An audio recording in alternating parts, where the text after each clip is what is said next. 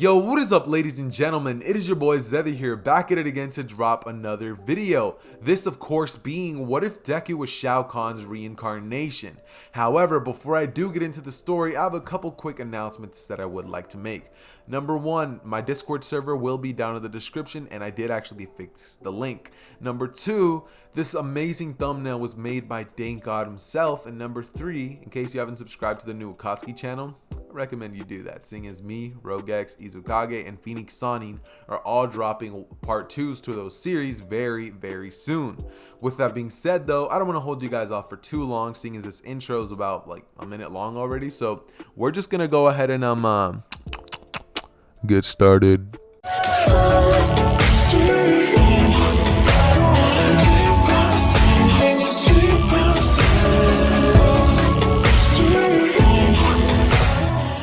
Okay, we start a story off with Deku in the back of the classroom. Deku at this point would be laying down with his feet on top of the desk and just kind of leaning back in his chair. At this point, everybody would be talking in the classroom, and this is when the teacher would walk inside as he would say, settle down, settle down. Now, as you guys know, you guys are all getting older, and soon you will need to start planning what you're going to be doing in the future. So, that being said, you guys are going to be taking career aptitude tests. As he says that, the classroom would just be like, come on, teach. As he would just say is what I would say if I didn't know what you all want to do already. I know you all want to become heroes. As he would throw the papers into the air, Deku would be in the class as he would just go, yeah, like these rejects will ever get into UA. Or any hero school at that. As Deku would look around at the classroom, people would start looking at Deku as they would start muttering with themselves. They would say, Deku's gonna try to go for the national schools, isn't he? As this is when the teacher would say, Izuku Midoriya, looks like you want to go to UA, don't you? As Deku would say, damn right. This is when Deku would stand up on top of his desk and say that he is going to definitely become the next #1 hero, even better than All Might. He'll become a hero as ruthless and as formidable as Endeavor, and he's going to become the richest man alive. As this is when the teacher would basically just be like, all right, settle down, I need to get through today's lesson. As Deku would look towards the teacher, he would then smile a little bit with a smirk, as his two goons would tell Deku how he's going to exactly do that. Deku would look towards them as he would say that it's pretty easy, he's just going to continue to train until he's powerful enough to defeat All Might himself. He's getting closer, he can feel it. He would start clenching up his fist as the energy, a green aura would appear around Deku's fist.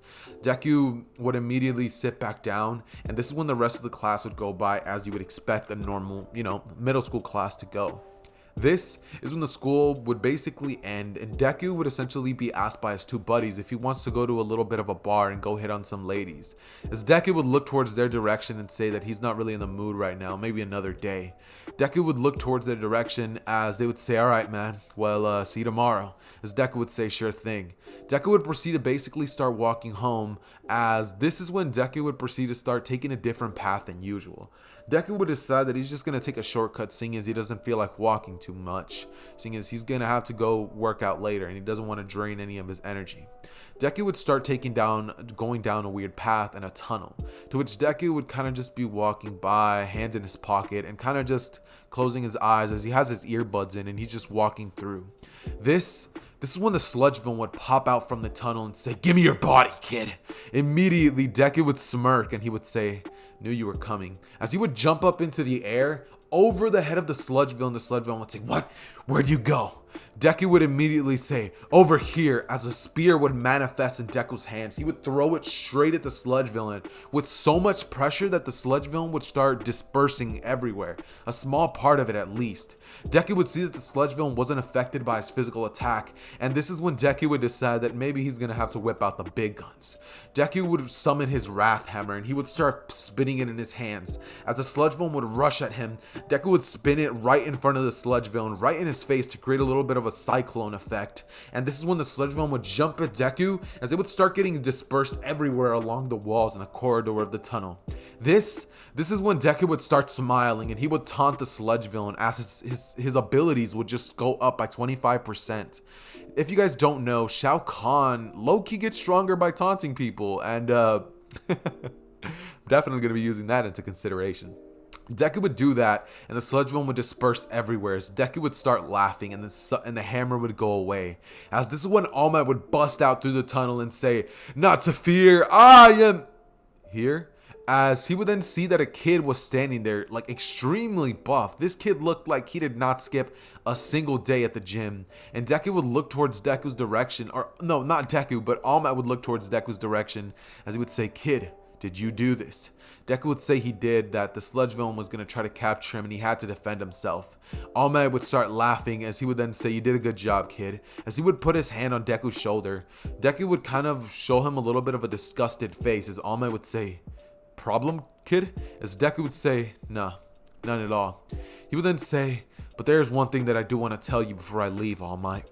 As Deku would be like basically walking away, he would turn towards All Might and give him menacing stares. He would tell All Might that he's going to be coming after that #1 hero spot because he is going to surpass him, become even more rich and more powerful than he could ever hope. And he's going to be a hero worthy of that spot, someone like Endeavor. As he would walk away, All Might would kind of just be standing there dumbstruck, like wondering why that kid was like that. And then he was like, his hero's Endeavor. Makes sense.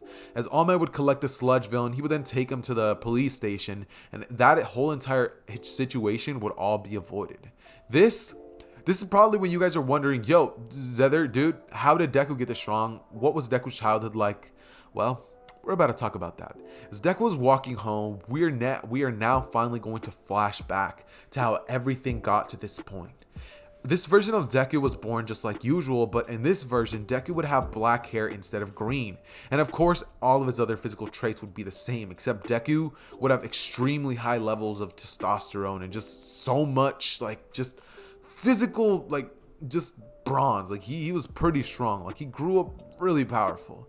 During his first couple of years, Deku was just like his normal self.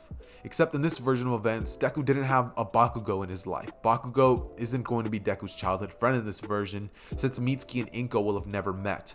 Bakugo will be going to another school and living in a different area, therefore Deku and Bakugo never end up meeting. And this means that in this version of events, Deku is going to be the alpha of the school. But it's not always going to be like that. Until Deku was about the age of 8 years old, Deku was constantly picked on by another kid who did worse things to him than even Bakugo did in the original canon.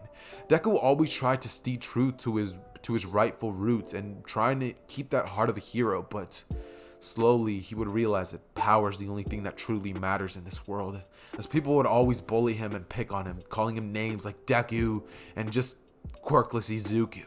It's horrible. Deku grows up in such a bad environment, and the kid who picks on him has a pretty powerful gravity quirk for his age. He would always crush Deku under the force of gravity, and it's until one day when Deku's 8 years old where his powers finally kick in. This isn't a quirk. This isn't no like weird latent abilities or no late bloomer. He's the reincarnation of Shao Kahn. And now is when his powers that he should rightfully have from birth finally manifested. As the kid was picking on Deku, he would throw Deku's tray onto the ground as he would say, "So Deku, you got any money for me today?" Deku would say, "No, I didn't get anything. That was the only lunch that I had."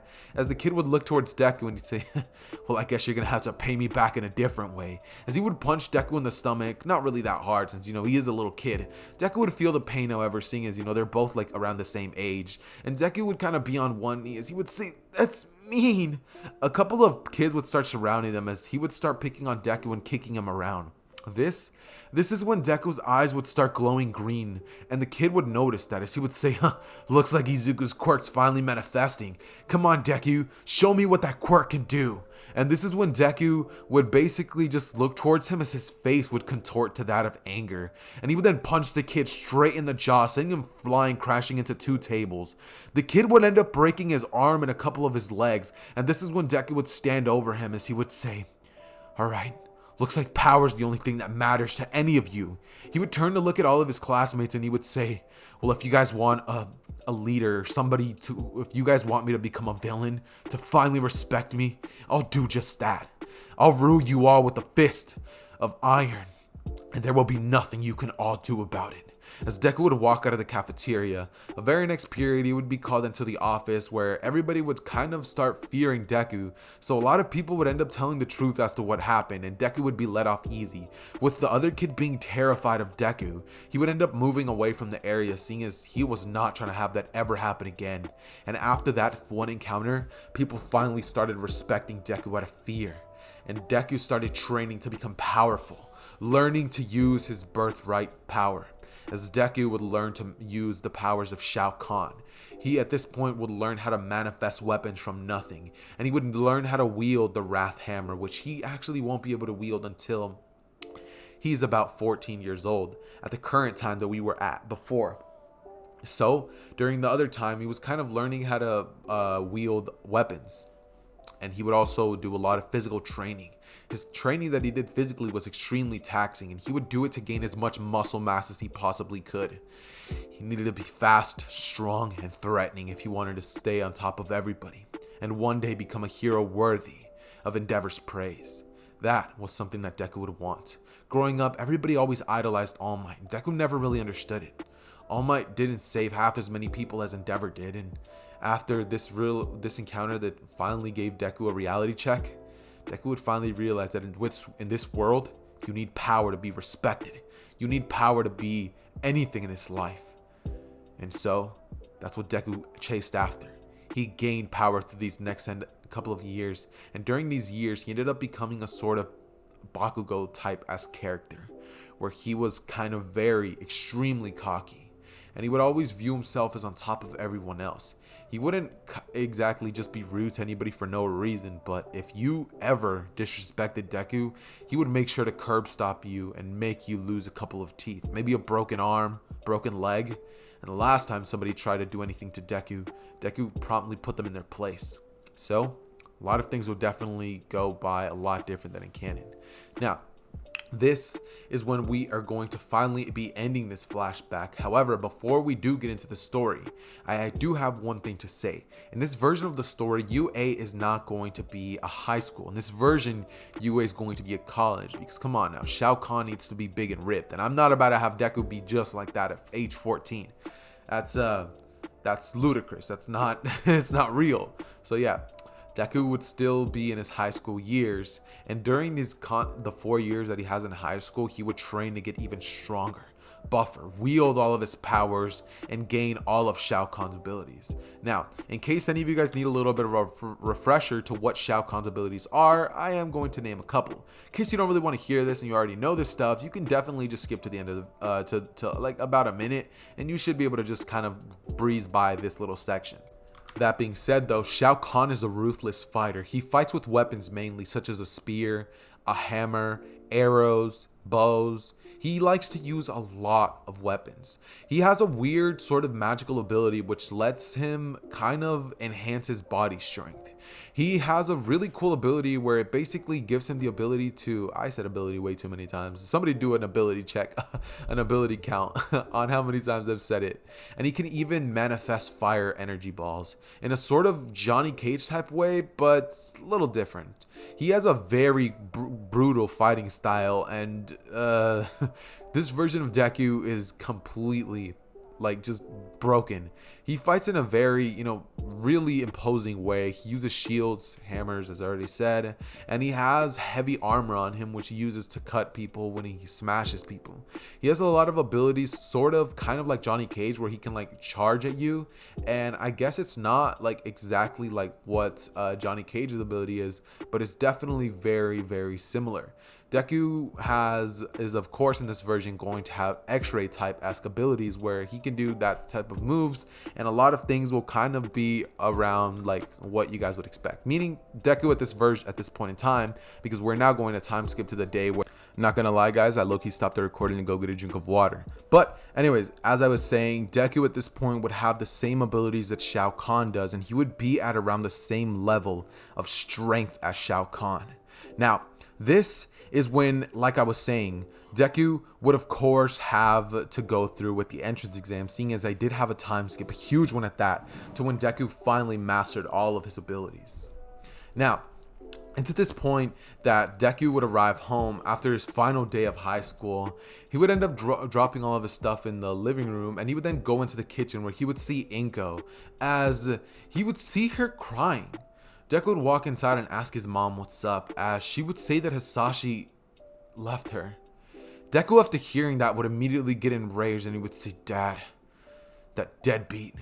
He would say he always knew things were going bad, but he never thought he was just gonna go and up and leave like that. As Deku would comfort his mother, he would tell her not to worry about things and that he'll handle it. And Inko would ask what he means by that. Deku would say not to worry, that, he's not gonna do anything at all to his father. Just, what he meant by that is that he's gonna help comfort her. And Inko and Deku would kind of spend the whole day, well, a little bit of sadness in the air. Inko would be crying the whole night, and Deku would have a rage fueling up in his heart, seeing as, his father never was the greatest to him. I mean, he was never around, and when he was around, he was kind of like a secondary bully in the family. In this version, Hisashi is going to be more like a little bit of a deadbeat, and so things are going to go by a lot different. Anyways, that same night, Deku would go on a phone call with Hisashi, as he would call him and ask him why he left mom. Hisashi would tell him that it's none of his business to stay out of grown folks' problems, as Deku would say that, "I think it is." Hisashi would say, "Don't say another word, boy. It doesn't matter what little quirk you have. At the end of the day, I'm still your father." As Deku would say, "Yeah, some father you are." He'd say, "How about we talk later on today?" Hisashi would say, "Sure thing, but this is the last time." As Deku would say, "Of course it'll be." Deku would ask him to meet him at like a little bit of a broken down part of town, and Deku at this point would of course end up going to meet Hisashi. He'd be wearing nothing but a hoodie, some joggers, and some forces. Come on, you gotta wear black Air Forces. Black ones, not even the white ones. This version of Deku is a menace, so he's wearing black ones. And when he would meet his father, he would ask him why he left mom. Hisashi would say to stop messing with him, that he knows dang well why he left his mother. She was doing nothing but everything wrong. She was dead weight to him. And as soon as he got rid of that, he finally felt. But before he can continue that sentence, Deku would grab Hisashi's jaws. He would start crushing it in his hands, and he would start screaming, kind of gripping at Deku's hands, telling him to let go.